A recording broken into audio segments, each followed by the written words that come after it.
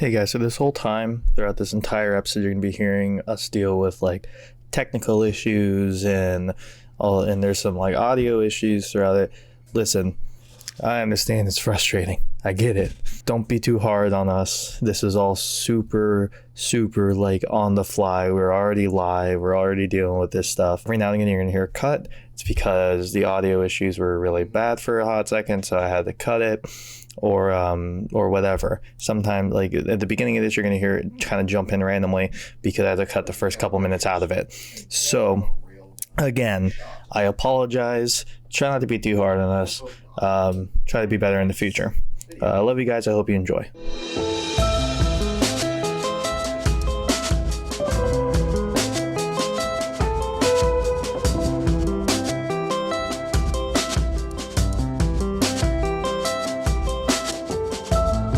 Welcome to the fucking wiretap.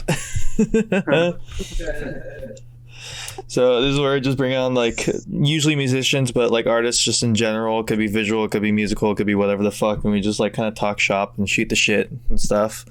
But yeah, going back to just like experimentation, like I mean fucking all you have to look at, see how many like experimental rap projects are coming out nowadays comparison to like experimental metal tracks and stuff like that. I mean there's no comparison. You have people who are just like insanely visionary and talented. Like I mean just in the sheer like last year 100 gex like blew up to what it is, and fucking you also got like all of hyperpop that like fringes on rap a little bit. You got like Death Grips and Danny Brown and fucking obviously MF Doom, and there's so much like experimentation and so much room for it in rap, whereas in metal what you got like Health and you got like Tech Death and stuff like that. But it's like fuck man, there's only so many different ways you can reskin the same cat, you know what I mean? Yeah. I feel like a lot of bands in metal too have just been kind of like trying to recreate the same thing that Slipknot did with their first record. Oh yeah. Since then, like metal really hasn't been like the same. 100%. Like, and it's like, I don't know. Metal music kind of irritates me nowadays because a lot of bands really are just trying to like do what Slipknot did. And it's like Slipknot did what Slipknot did and that shit was tight. But even at this point, like more recent Slipknot, like I can't say I'm a fan of personally, but like everybody's just trying to like ride that wave, and I don't really know why. And I feel like a lot of people in rap really like rap kind of idealizes like individualism, and like the persona part of it is kind of a fucking sham. But the actual like mindset of like stay in your own lane, like do your own thing. It's like don't try to impress people.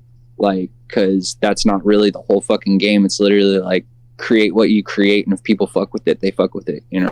Yeah, exactly. I mean, an example of someone I feel like it gets kind of trapped in his persona is a little Darky. I feel like he gets trapped in his persona all the goddamn time because he just has everyone likes the really crazy, like insane tracks where he just kind of pops off. But like one of my favorite tracks in his first record was a composition 5, I think. It was like a fucking acoustic track that he like sung really sadly on, and that's like not his normal shit, but like I really liked it. I thought it was great.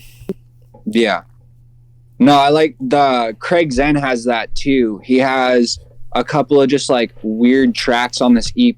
I think it was the last one he released, where it was literally just like a bunch of like emo music, like straight up emo, like acoustic music. Fuck, and it was nothing similar to what he normally does on like his super aggressive stuff. I thought it was super interesting. Yeah, like a great example I think of just how versatile rap can be in like how much you can make it your own is like Rico Nasty's last album that she put out. Like almost every track on that album was different in some way. Like she put out like a straight hyperpop song. She put out like one of her classic like kind of rage vibes kind of songs, and then she put out like a couple club songs, a couple R&B songs, like a couple really sad slow songs. Like she just put out so much different variety, and they're all good to some extent in this one album. And it was just like that's what rap can be. It can be what you want to make it. Yeah. Rico Nasty's a really good example too. She's a super versatile artist. She's fucking badass. You hear me now? Hey, there we go. Yeah. Let's go, gamers. Let's fucking go. Are you connected to the Wi-Fi or 4G? How many 4G. bars do you have? How many bars do you have? Like, How many bars? Huh, okay, I should Bars, work bro, for bars. I got big bars, bro. Spit this flame. Yeah, 5G is giving us cancer. like, dude. Like, dude, like, the funniest part is that, like, with any other people that I'd be doing this with, like, I'd be hella stressed right now, but I'm not even fucking stressing because I know our conversation is gonna be great. You guys are the fucking boys. I love talking with you guys. I love hanging out with you guys. So it's just like I'm not stressing at all right now. Yeah, I'm just bro, it's chilling. fucking good to see you, straight up. Yeah, dude, it's oh been yeah, a well, fucking it's fat always minute. free flow how we talk, anyways. You know, Oh yeah, it's just like that. It's always been like that for years.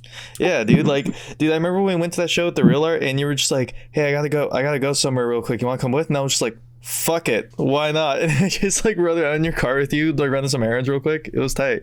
It was like one of my favorite conversations we've Yeah, had. dude. It was it was just super chill. It was great. Yeah, it's great. Yeah, it's great to have connections like that, and like honestly, Tucker, like we really look up to what you do, and like seriously, it's great for some from the scene to have podcasts like this, you know, because podcasting has become so big, and to be able to promote artists and then give your opinion on art is constructive to everybody all the time in every way. Yeah, you know, man. like it's win-win-win stuff. Like it's really time you're doing this, man. Thanks, man. Yeah, no, I like doing it. Podcasts are really chill. I like just kind of the really chill vibe that podcasts have, where it's just kind of free flow. Because like I see because I listen to a lot of podcasts because I work overnight on at a grocery store, and it sucks dick. But like, I listen to a lot of podcasts and music, and so like a lot of podcasts are either like all joking, nothing serious at all, like just like bunch of shit talking, which is fun. It's great. I love it. But then there's also podcasts where it's like all serious, no joking. Like it has to be that way. It's a serious interview or whatever. And it's like, why can't we get both? I think that's fun, especially for musicians, because we all do things differently. Exactly. Like I interviewed Ground Feeder last night in Seattle, and that shit was so different from most of the other people I've interviewed. Like last time I did a We Are All We Have episode, it was with Shay from Cut Both Ways, and like the answers are, even though it's like same genre, same area, same scene, they're so different. And I asked them basically the same questions. I asked them like very similar questions, and the responses are just completely fucking different. Just shows how like diverse musicians can be. Yeah. And like something else I wanted to ask, so and our scene especially. Oh dude, yeah, our scene is so wacky. Our music scene's so fucking wacky. Not even counting like other genres. Not even counting like other genres, just metal in general. Like the metal and PNW scene is fucking weird, man. Bro, like I miss all the fucking mix bills, bro. Like old prying free bills and stuff with like bands like Battle Stations, and then having like that one show that we had with like Cherry Tomato Music, like Battle Stations, Prying Free, and then there was like some other fucking band that played that night that was just like a super offshoot from even all three of those bands. It was like this is the scene, bro. Like this is wild. Dude, like you just guys seeing are all like these the different bands. kings. You guys are the kings of mixed bills.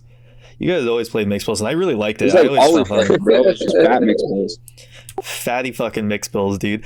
Mixed bills are so fun here because there's so many different kind of genres. I think my second show ever playing like a live show was a super mixed bill. My band played first, and we were like melodic death metal, and then like the next band that played was like a pop punk band. Like and then like the next band I think was like I think it was another melodic death metal band, and then the next band was a hardcore band, and then the next band was a metalcore band. And like that was just the show, and it was super cool. It was chill. Met a bunch of people. Yeah, that's how I met Vesuvian actually. And like, What are you my fucking Vesuvian, bro? Dude, I played so many shows with that band. They're like a chill, like kind of. They mix like melodic death metal with power metal. They're weird. They're wacky. I like them a lot. Yeah, they had a cool vibe.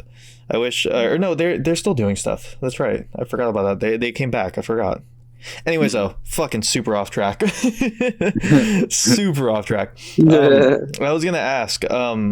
So how much do you guys like record? Because I feel like you guys put out a new song like once every 2 weeks or something, and it's kind of crazy how much you guys put out.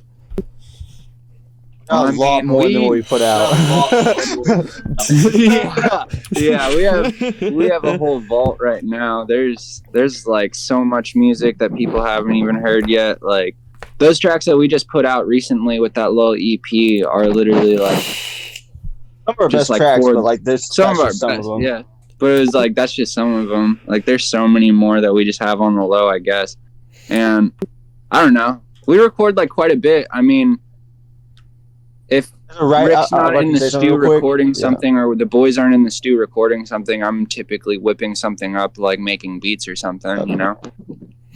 Yeah. Also, as a rapper, my life's really easy because Carl produces my beats, and I feel like he literally pulls sounds out of my dreams. So like, I used to just like religiously write to YouTube beats kind of shit because that's before Carl started producing, and I can't even like YouTube beats are dope and there's some great music, but like I just don't feel like I relate to other people's like production like the way I relate to Carl's. So like whenever he writes a beat, like I'll just write a track and like it just feels like so organic. It makes the process super fucking easy and fun. Hell yeah, dude. Yeah, no, you guys put out some like wild shit. And like especially the EP you guys just put out, it was super interesting. I really liked it. I ended up really liking it. And like God, dude. Yeah, no, you guys have like definitely like an interesting sound for this, like especially being a group. I feel like you guys have a lot of dynamics with being in a group and a lot of what's the word? Charisma, I guess, is like a fine word for it. But like you guys definitely vibe with each other really well. We all just kind of came up with each other. I mean, I'm kind of the fucking little brother of the group, but like I've known all of these kids and I've watched them all grow up at, like before me, kind of shit. So it's kind of awesome to just now be able to like make music with all of them and just make music with my friends. It just fucking makes everything super easy. Hell yeah. Yeah, no, like Definitely. like it's 100% like watching you guys do like the transition to just being like, oh, we're doing a rap group, to like actually like going through and doing it and like doing something interesting and different. I think it's really cool because not a lot of people will do that, especially with like how accessible it feels like it is nowadays. I mean, anyone can get the fucking cracked version of FL Studios and just fucking become a producer or whatever in the day. You know, like Don't say that, bro. Don't say that. They might have to take down like half of my catalog.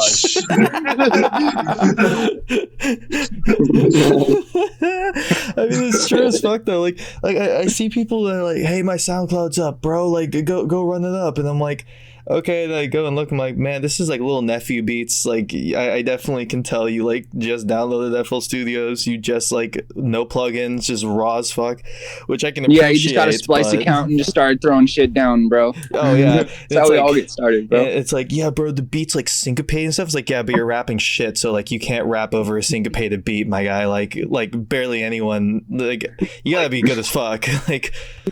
Otherwise, everybody just finds a fucking like Chief Keef type beat and they're just like, oh, bro, I'm gonna be the next Sosa. It's like, no, sorry, dude. Have you ever seen one thing people make? What I've learned from like I haven't listened to music most of my life, so I'm learning this all for the first time as I go through kind of shit. Fucking what I found is like a lot of people, the only people I've seen that make music that isn't like what they're happy with kind of shit is people that come into a studio with expectations. Like, this is what I want to sound like, or this is like what I want it to be. Like whenever like they like I've seen people come in with that's when it never is that kind of shit. So like if you go in with just the expectation of having fun, I know people that like never rapped kind of shit and just like spit on a bar, but they're just having a good time, and then it's like hard. And it's like one of our like things here is only banners kind of shit, because like if you're not gonna have a good time making it, like don't do it kind of shit. Like if you don't go in with it, that just kind of organic, just raw mentality, like it's not going to work out how you think it is. But if you go in with that, you're going to come away with something you can be happy with, and that's what matters. Yeah, exactly. And it's like, dude, like, especially with like how, dude, it's so accessible to be a producer nowadays. I mean, like, you can learn how to make a fucking like a super simple beat just in like 5 minutes on fucking YouTube. Like, it's so easy to just be like, oh, I make beats or whatever. But like, I feel like you have to be That's what separates like people who make beats from people who are producers, I feel like, or like people who like really get into it. Because like I would never look at Carl and be like, oh, you make beats, bro, like, because that's just not what you do. You know what you're doing, and you know how what you want, and you definitely have like a grasp on like what you're trying to do. But like, you know, like if I were to pick up FL Studios or whatever, like I'd be a beat maker because I just don't know what the fuck I'm doing. And like I feel like a lot of people try to jump the gun. Like a good example of it is like a lot of videographers, and I made this mistake too. Well, when they start doing music videos, they'll try to hit up like the biggest band they can get their hands on, and have that be like their first music video. And it's like, no, dude, you're shooting yourself in the foot. Like, don't do that to yourself. You're going to make a bunch of mistakes. It's going to come out like trash, and you're going to have to deal with that being what you did. And thankfully, the music video I did like that never came out. Thankfully, I'm very happy it didn't. Because now I'm actually like, now that I've learned a lot, now I'm actually like happy when something comes out. Because I'm like, I'm proud of that. But before, if that shit came out, it'd be the thing that keeps me up at night. Just like the cringe. Yeah. Well, it's like it's all a fucking process, you know. It's all a learning process. It's like I look back. I'm never happy with anything I make. Like for real. Like it's very rare that I'm happy with anything that I make. Like everyone can fucking attest to that. And like I look back on the older things and I realize like the progress that I've made. Just even though like I look at some beats that I am like super stoked on, like I could wake up the next day and write something totally fucking different and be like happier about that. I'll look at that thing the day I made before and be like, that was kind of ass comparatively, because it's like I like to see the progress and like see the change in like how my style has developed and is still developing. You know, it's like it's all about developing your own fucking style and creativity and like allowing it to just like express itself. Yeah, exactly. It's like it's just allowing yourself to kind of flourish and figure out where your like strengths and weaknesses are. Like like for me, my biggest strength is my editing. I love editing. I love making shit. I mean, and so that's like my biggest strength by far. But my biggest weakness is like I'm not super good at sound. I'm also not super good at lighting, as you can tell from my shit webcam right now. like that's just what I'm not as good at. And so like that's always the biggest challenge for me, but I'm aware of that so that I can work on it and stuff. But if I was just like, nah, dude, I'm rad, I'm fucking sick, bro, like I would just never work in it and everything come out trash and be super delusional. And you see people like that sometimes, and it's like, that's rough. That's a rough existence. One thing I've noticed watching Carl is like what makes like the being a rapper different from being a producer kind of shit is like I don't have to have what I call the ear kind of shit. Just like Carl will just take 3 samples that just he hears, put them together, and it works. And that's why I call it the ear kind of shit. He has that fucking like his brain knows what goes where kind of shit. Whereas like as for like a rapper, most of my shit's just like pure chaos. Like I'm not thinking about a single goddamn thing while I'm writing my verses. It's just like we'll figure it out after kind of shit. Whereas like Carl producing, he just has a really like structured. It's not too structured in a way where you can't like explore it, but it's just like he just. Like you said, he knows what he wants kind of shit. That's fucking, it's awesome to watch. Just him just make a fucking great beat in like 10 minutes. It's like, fuck you. Dude, watching people like that who are just really good at something like that, it's just like, God, I guess I'll just quit then. Fuck. Yeah. I had that the other day, bro. My fucking homie, like, Forrest Kai, the guy who produced No Need on our fucking EP, he's my fucking man's, and he doesn't drop too often. I've only heard like a handful of his beats. Like when the first time I heard the beat for No Need, I was like, yeah, I need that, bro. And he fucking let us spit over it. But he dropped this little like EP of like 45-second beats recently, and like a couple of on there had me so shook. I was like, I should probably just quit, bro. Like I think I suck. Ricky's like sitting in my room. I'm like, I think I'm fucking terrible, bro. Like this is like really fucking awesome. So it's like it's cool to see other people have that fucking capability. It's like, damn, bro. Dude, I feel that. Like there's a channel called Corridor Digital, and they do a lot of visual effects stuff, and every time I watch one of their shorts, I'm like, God, I guess I'll just fucking stop doing visual effects. I guess I can just go fucking leave now. We've achieved it. It's fine. Yeah. It's like That's they've kind of already the self-critical like part of an artist. Like I haven't met a lot of artists that don't like. Even great artists will have that like where they hear something like, "Oh my god, I can't do that," but then the other artist is looking at him like, "Oh my god, I can't do that." Yeah. So it just I think it's like just the self-critical nature of like being an artist. It like doesn't necessarily allow you to like appreciate your own music. Am I allowed to talk on like about drugs on here at all? I don't know. Like we yeah, guess yeah. Go ahead. I mean, nobody gives a one fuck, man. one of the most liberating experiences as an artist I've ever had is taking MDMA and listening to your own music. Because I feel like as an artist, when you make your own music and listen to it, you have all these kind of like your self-critical nature and like your ego is kind of like analyzing everything like more than it needs to be. And so like that's what I learned like what by like taking MDMA and listening to my music. I feel like I got to like hear what everyone else gets to hear without all the other bullshit that I add on to it. Kind of shit. So I feel like that's a big reason. Like when an artist hears his own music, he has kind of like I don't know aspect about it. When everyone else in the room is like, "Holy fuck," kind of shit. Yeah, especially with MDMA, like you're so like just open to just hearing stuff for how it is. I mean, that I feel like that would definitely be like a super liberating experience, 100%. Something else I wanted to ask you guys about is so you guys have been working collaboratively, whatever that word is, as a group for like a really long time now. How do you guys like working with each other, especially? How are you guys liking that? Boundaries. That's what I've learned a lot. Fucking like and just be open and talk and kind of don't like hide shit and fucking and since we're all friends, it's easier to confront each other. And as long as we've been doing that, everything's been smooth sailing, pretty much. Just the ability to be like, this is like what this means to me, this is what this means to you, and we're gonna be somewhere in the middle, and that's like a good thing kind of shit. But like if you start like holding off your feelings and your emotions and fucking just kind of like depressing shit, that's when everyone starts to get a little weird because it's not like honest kind of shit. But we've been pretty forward with all of our group members, and they've been pretty forward with us, so it's worked pretty damn well, even through the hiccups. Nice. I feel like I always ask that to people who are like in groups because it's like a fucking relationship, man. Working in a band or like a group or whatever. It's like it's a lot. JointOps has kind of gone through like different phases of having group members. We've had people in and out of fucking JointOps, and like we've kind of had to like find the people who are right for it. And like as of now, I'm pretty sure everyone who's in JointOps is kind of just like on the same fucking page for the most part, at least about the whole music side of it, you know?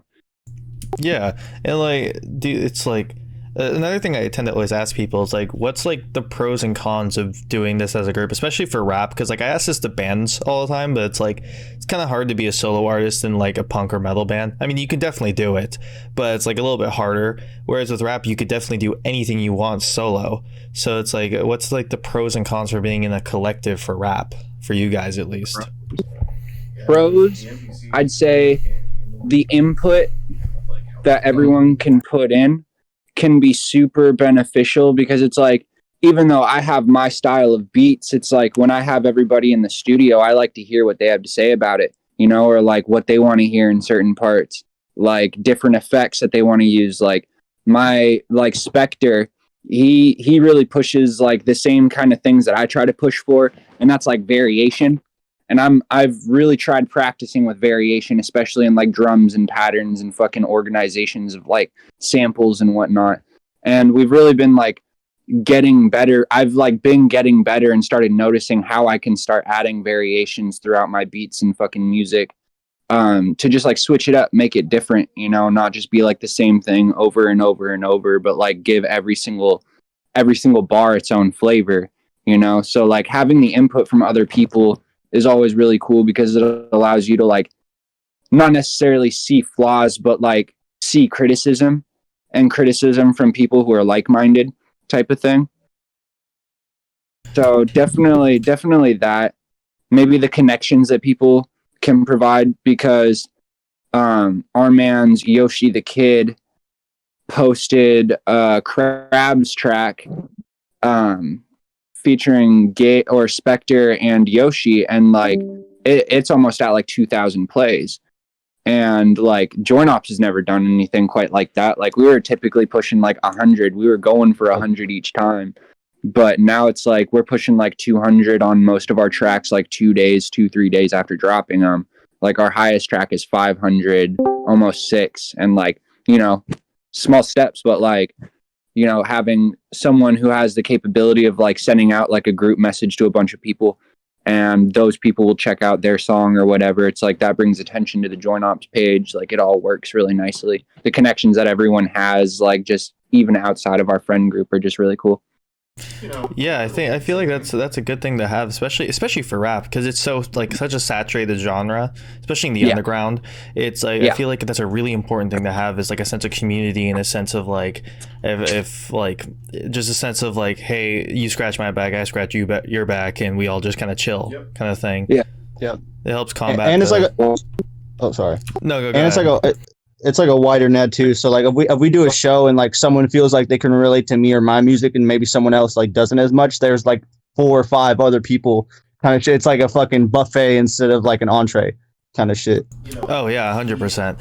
And like it's always just interesting, like especially rap, man. Like rap, I feel like is such an interesting genre. There's nothing else quite like what rap can do and what it can be, especially in the underground.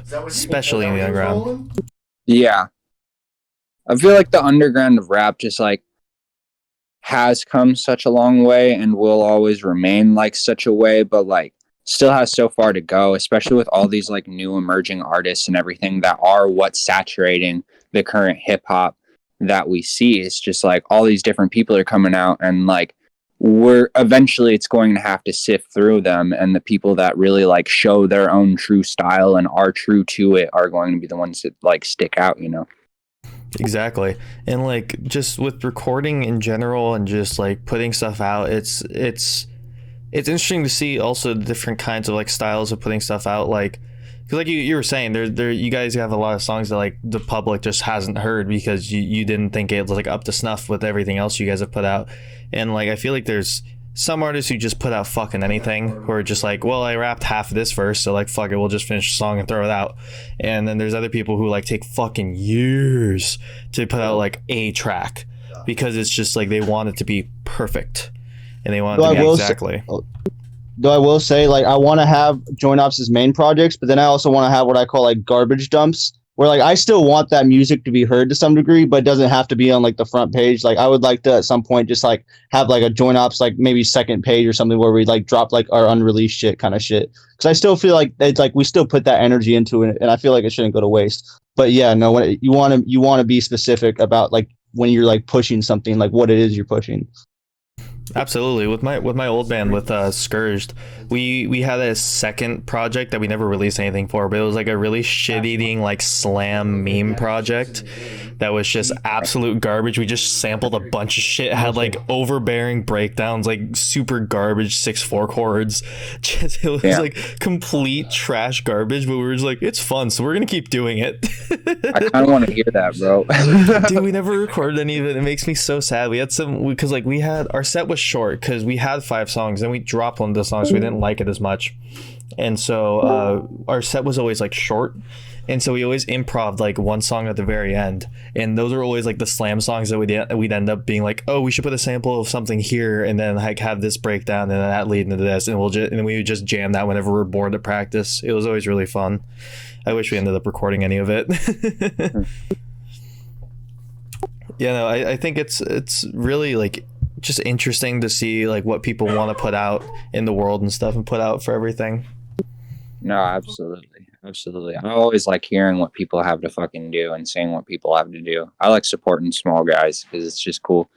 Like I met a couple different people just on Instagram and stuff. They're like making beats and like whatnot, and like I got homies out in Australia now, like who just like drop stuff every now and then, and it's always just like dope as fuck. It's like I like all the fucking people I've met throughout music and all that, just like through underground support. Dude, I feel like Australian rap's kind of fire though. Like with how probably is, like bro, like I feel like there's kind of fire out there. Like I don't know what it is about Australians. Like I watch a lot of like just Australian like I watch a lot of Australian YouTubers and like streamers and stuff just because I like their humor. But like, so like I feel like their rap would be like kind of insane, like kind of how like British rap is, like grime or whatever. Like I feel like it just has to be wild. I feel like it has to be weird. But grime is definitely a style. It's an A style. It definitely I'm trying to get Carl to get like slow tie, slowly but surely. Yes. Dude, I actually went back and listened to Slow Tie's album like a couple nights ago. It was kind of fire, I'm not gonna lie. It's not bad. I just like something about UK accents is just really funny to me. I don't know. It's just like ever since I heard that "Man's Not Hot" track, I'm literally just like that's all I hear in like. I'm sorry, I gotta feed my cat. I'll be back in like a minute. Don't worry about it. Go ahead. Like, dude, like every time I hear Slow Tie rapping, every time I hear Slow Tie rapping like at all, he is just like. I always think like, blimey, mate, my man walked down to the pond, and it's like, fucking Jesus, like he's talking, and he's a wanker, and like he's talking about like real shit. He's talking about like one of the songs I really like, what's called Doorman, and like the whole point of the song was like talking about how like was talking about like drug addiction, but like throughout the entire fucking thing, I'm just like, oh. You know, fucking British man complains about drugs, I guess. That's what the vibe is, I guess. It's just how it goes. It's how it goes. Also, because they can't get anything over there, bro. Everything's like black market shit in UK. Yeah, no, I think the sample used at the end was like a news reporter talking about how glue is one of the biggest like issues over there for drug use because it's like easy to get a hold of, and I was just like, hold on, what the fuck did you just say to me? What, glue? Man sniffing glue over there? There's like a huge underground market for like nitrous in the UK. There's like whole documentaries on the internet about it. Damn. Also, really quick, shout out Retro Bros for the $5. We love you. Thank you. Yeah, shouts out, bro. Shouts out. Thank you. I don't have the alerts set up right now. I forgot to reset them up on this computer. I'll get them set up soon though. Thank you so much. That means a lot though. It's gonna pay for my fucking dinner tonight. Let's go. Let's go. Yeah, no, like especially, dude, just like looking at other countries' music, it's so interesting to see like what they pull from. Like, did you know there's like I mean, I'm sure you guys know, you guys are into metal, but like there's a huge like Indonesian metal scene, like death metal specifically. It's like a really big Indonesian death metal scene. It's like it's kind of wacky. Death metal. Yeah, interesting. There's like I've never heard of anything. There's like they're just out there fucking playing like Cannibal Corpse style death metal and just vibing in Indonesia, and it's like, damn, that's kind of sick though. That's pretty sick. There's just it's something interesting about just people just taking something they heard from one place and then watching them try to make it themselves in like their own way. Because like, dude, just it's wait till they get it. Wait till they get a hold of Death Grips, dude. Oh, bro, it's over. It's over. I want to see the guillotine video, but some Indonesian kid in the car, like just driving around instead of MC Ride.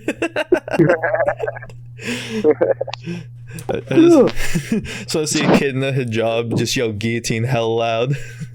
Yeah.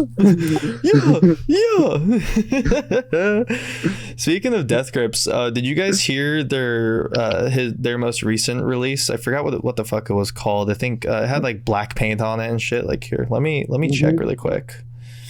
Year of the Snitch. Yeah, Year of the Snitch. Yeah. Did you guys hear that? Yeah. Oh yeah. Yeah, I heard it. Yeah. How'd you guys like it? Were you guys into it? It's not my favorite by them, but it's pretty tight. There's like black paint has like that whole like 2-step riff in it that's like super hard, and then shit show's pretty tight. Had a lot more of a goth ambiance to it, but like it's not my favorite. Like Government Plates has to be my favorite Death Grips album, low-key. Really? Government Plates? Yeah, dude. Everything on that fucking album slaps. Yeah, that's easily the heaviest Death Grips album. The Powers That Be is up there too. Powers That Be, for sure. Oh yeah. Yeah, I really fucked with yours. There we go. Now I'm a little bit better lit.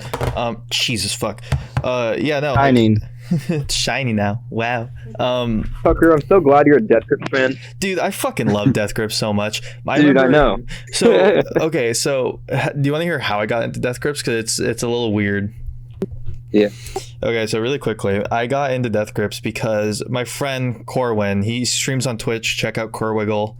Really fucking tight streamer. He streams Dark Souls and just fucking hates himself. It's great. We love it. And so he was like, yo, have you heard of Death Grips? And I was like, no, I haven't. And so he came over I came over to his place and he showed me a bunch of their music videos. And I was like, oh, that's cool. And they were on their hiatus in between Jenny Death and On the Moon. And so they had Jenny Death hasn't come out yet. And so we were waiting on that. And then the video for it dropped. Oh, you guys get to see my cat now. There's my cat. Oh shit, I'm gonna show you my cat too. Oh fuck yeah, let's go. Catch her. Oh god, Jesus, you fell. Hi cat. Fuck. Nice. So it drops like in homeroom. Powers That Be, the music video, drops in my homeroom class. And we like crowd around, me and a bunch of our friends crowd around his computer, and we just listen to it in homeroom. We're supposed to be like quiet working on homework, and we're just like trying, like vibrating, just like out of hype. Just like, yes, this is exactly what we wanted. Yes, bro. Yes. Dude, Death Grips is just such an interesting vibe. Like, what do you guys think about like other experimentals, especially the newer experimental stuff? What do you guys think about like 100 gecs and that kind of like wave that's been coming out recently? If you guys have heard much of it, I don't know if you guys have. I haven't listened to 100 gecs. They're interesting. They're like, you know, Nightcore. Yeah. Like kind of take Nightcore and put it over like a really abrasive beat, and that's kind of what 100 gecs is. It's interesting. I really ended up liking it. I didn't think I would, but I ended up liking it a lot. I'll have to listen to it. I can't give an opinion on it, but it's that band Soul Glow that I sent you earlier takes like a lot of inspiration from Death Grips. They're like a Philly hardcore band that has like some like rap influences on some of their tracks, and like it's just super abrasive, yelly, like fuck the government music. Oh fuck like yeah! The Bad Brains very plus like noise plus like rap. Dude, like, that sounds sick. Like Bad Brains plus noise plus rap. That sounds like insane. Yeah, dude, it's nuts, sucker. It's nuts. You would dig it. Dude. I'm fucking sure I would. Holy shit, yeah. Dude, I've been getting into more and more experimental music recently. I'm finding it harder and harder to just go back and listen to like normal metalcore. Like now I'm like, oh, it needs to be like Sea Space Cowboy, or I don't fuck with it at all. And I'm like, wait, fuck, what am I doing? Like shit. I need to be able to listen to normal music, dude. It's like that Vane EP fucked me up. Like the one before Arizona, bro. Dude, you're when so I first heard that, I was like metal music has a long way to go, bro. Dude, yeah. Like I can't listen, man. I can't hop in the ride and pull the aux and then immediately play fucking Stop Calling Us Screamo by Sea Space Cowboy or anything off of Vane's record. Like it's just not the vibe when you hop right in the car. I gotta be able to listen to normal shit too. Yeah. But yeah, you're right. Like, dude, do you guys remember when Vane like got really popular for that hot second when they were like in metal injections and articles and shit like that? Oh yeah, and they didn't headline This Is Hardcore, but they were like the one right before Code Orange, I'm pretty sure. Yeah, they were. Yeah, like they're fucking they honestly deserve to be fucking big, bro. They're fucking yeah. Those dudes make such wild ass music. Dude, they really do. Not only do they make wild ass music, they make really good wild music. Yeah. Because like I've always said, like my issue with like I used to be really into tech death as a genre, but like my issue with a lot of tech death bands is they're like, it's like they're just fucking jacking off their instrument, like, oh, look what I can do, and then they jack off onto a track, and then like nothing comes of it. There's no substance at all. It's just wiggling on a guitar over like 200 BPM blast beats, which sick. That's cool. You can do that, but give me some songwriting, please, for the love of God. Yeah, seriously. I mean, it's like my issue with a lot of guitar solos. You know, like Lucas Man from Rings of Saturn is now. Kevin, you're not coming through. But like, now you are. You're saying about Lucas Man? Oh yeah, dude. Yeah, that's the thing is that like Lucas Man came into the deathcore scene, and then everything else was downhill from there. That's just how I see it. Like Rings of Saturn happened, and Infinite Annihilator happened, and then everything else after that. It's like that's the event horizon of deathcore. Yeah. So yeah, Definitely.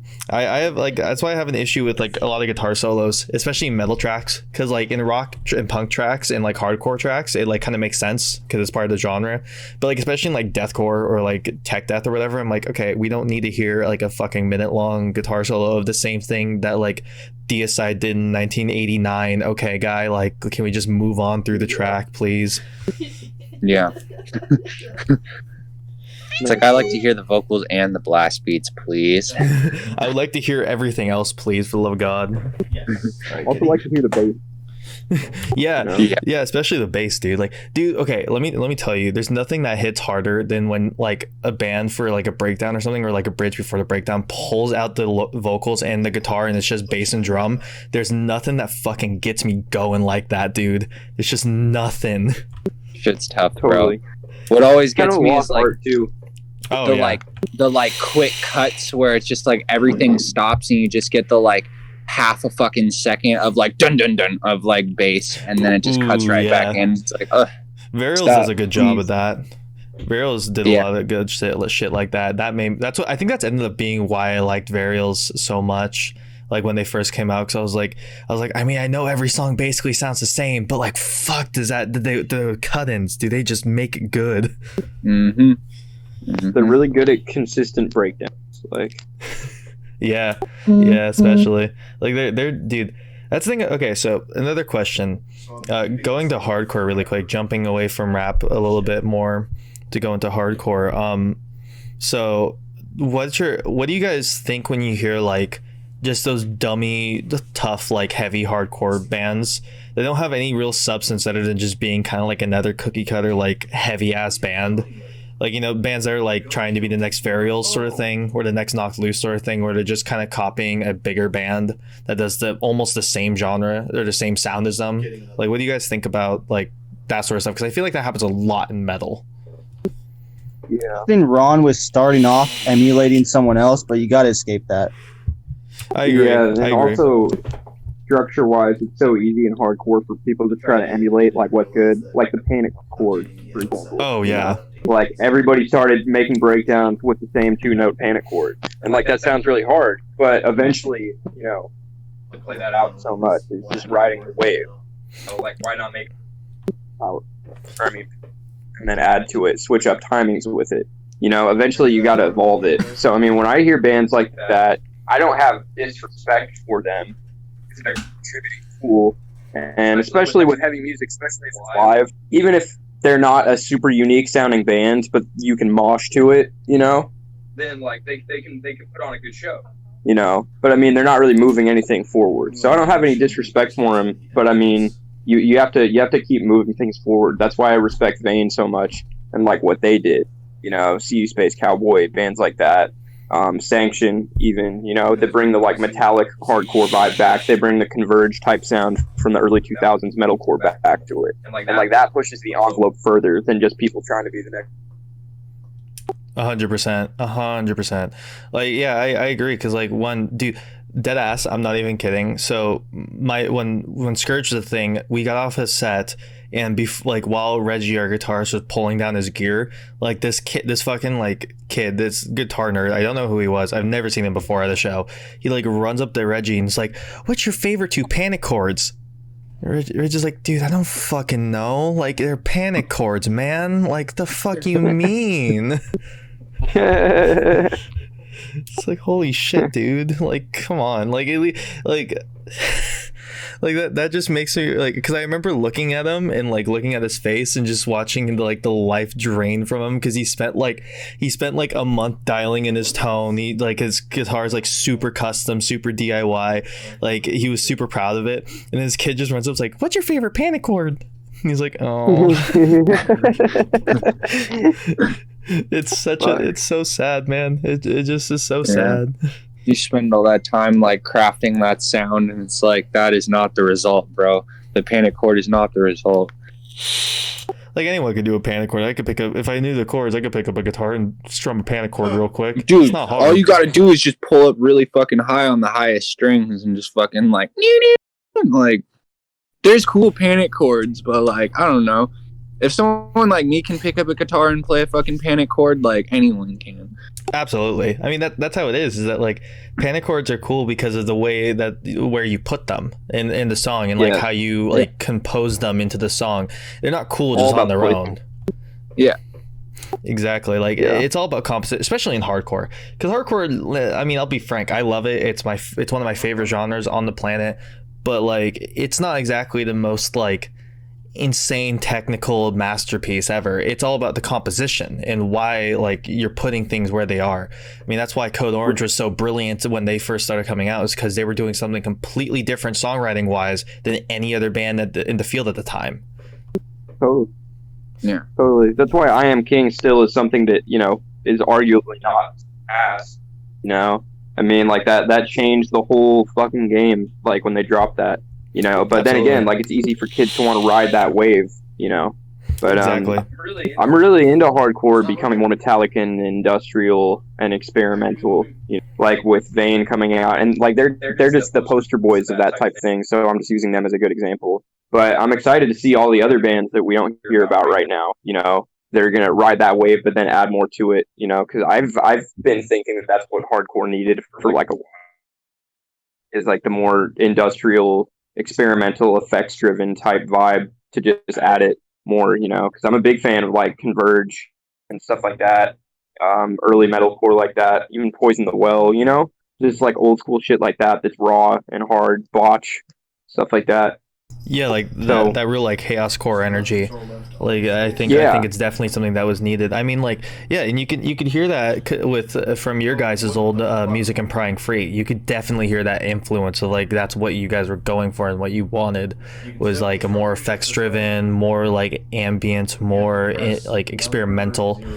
And it's I think that also translated to JointOps in general too. It's just being like more open to experimentation, because I think a lot of artists are scared of experimentation, which I understand why. Like I get why you'd want to put up the same album as last time, because the last album made it platinum, you know. So like it makes sense. You got bills to pay. But I think it's always interesting when what artists choose to change and stuff, and seeing how like safe they can be while also like changing it up. But I think the most interesting thing is like going to an artist and being like, that's completely fucking different from your last record. Holy shit. Like, and even with like, because I didn't like full disclosure, I didn't really like Code Orange's newest record, but I did have to respect the fact that they were changing something up. I did have to respect that.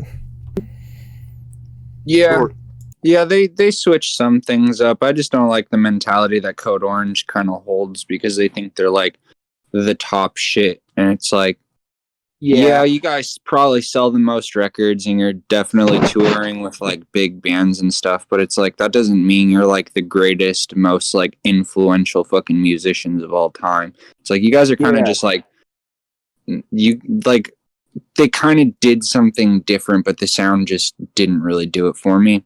And the attitude that they hold is just like, we're better than everybody else. It's like, whatever, bro. Well, it's such Kevin a break. calls it being the man on the hill, and I think that's a really good way of describing it. Yeah, it is being the man on the hill, you know, because I mean, I remember how about like their scene they were, you know, and Code Orange used to play This Is Hardcore like every year because they represented, you know, silly hardcore like that. And I mean, just hearing Jamie in interviews now, because they're playing festivals with Black Sabbath, like that they're the only relevant thing happening in heavy music, and people who don't like it can fuck off. Like, if a band makes good material, you know, I'll listen to it regardless of how the members are, you know. Like it's not like ruin it. Made by bad. But that was just so disappointing to me, you know, because like they inspired so many people by being so about their scene, you know, and same with Knocked Loose, you know. It's like Knocked Loose always represented their scene and where they were from, you know, and they still do. But I mean, for Code Orange to be like that, like it really just kind of pissed me off, you know, because they kind of just divorced themselves from like that whole sacred mindset of like unity in a hardcore. That's just how I see it. It's all subjective, but I 100% agree with that. Yeah, I agree with that. That was probably the most disappointing thing about, honestly, their new like album in general, which is their attitude towards it. Honestly, like I didn't like it as much, but I always have to give props to like an artist taking a dive and a leap of faith to just be like, well, fuck it, we'll see how this turns out. But like, Always. but like, fuck, You know man, what- like just seeing it's like, it's all good. Like seeing those interviews, man, and seeing how they've been like treating just the community in general just made me real sad. Just made me sad. Yeah, it is really sad. And like I remember when I Am King came out, like I listened to it a day after it came out. I was a sophomore in high school, and like I loved that album. I loved all that shit, and it just kind of it really is saddening, But it goes to show that can happen to anybody. Whether you call it selling out, whether you call it losing the faith, whether you call it being the man on the hill, like that can happen to anybody if they let it. So It's always Exactly. good to be aware of that. Exactly. Having that, like, being like just humble in general.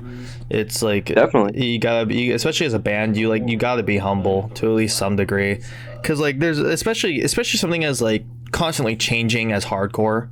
Cause like I feel like hardcore changes like once every year. Something new happens. Some other band like pops off at least a little bit, and like something gets changed in some way. Maybe like once every 2 years. But like, yeah, like dude, like it's just that was really sad to see. Just in general. I'll send a picture. Really, like huge disappointment, honestly. 100%. Moving on from that though, going back to JointOps really quickly. So you guys put out an EP. Yeah. Where are you guys thinking about going next? If you guys have plans for that, if you don't, it's totally fine. But I'm just curious. Do we want to get that EP on Ultimate Spotify goal at is some point? world domamination. Oh yeah, of course. Oh yeah, that. Gotta get real Doofenshmirtz. Yeah. We're planning to like move more of our music onto like more streaming platforms and things like that. We want to be making more videos, and like once shows start going, like obviously doing that. Like I cannot wait for the world to open back up, because like I want JointOps to like be a show thing. I want people to see us and like come out and like it. I found that it's hard for our group to push our shit like purely on social media, because like a lot of us are like really like introverted people kind of shit. So fucking, whereas a lot of people kind of like thrive on the whole like social media platform. I, for example, have had like the same amount of followers on Instagram for like 3 years kind of shit. And like I've never really been able to understand that whole like algorithm. So I feel like the only way that, at least me personally, I'm going to be able to like broaden my horizons with this is going to be like in person at a show kind of shit. Yeah, 100%. I feel that. Like I think in my old band, me and Kevin were like the only two people on social media, and now Kevin's not even on social media. So like it's like I definitely feel that like it's hard to push like stuff if you're not on it.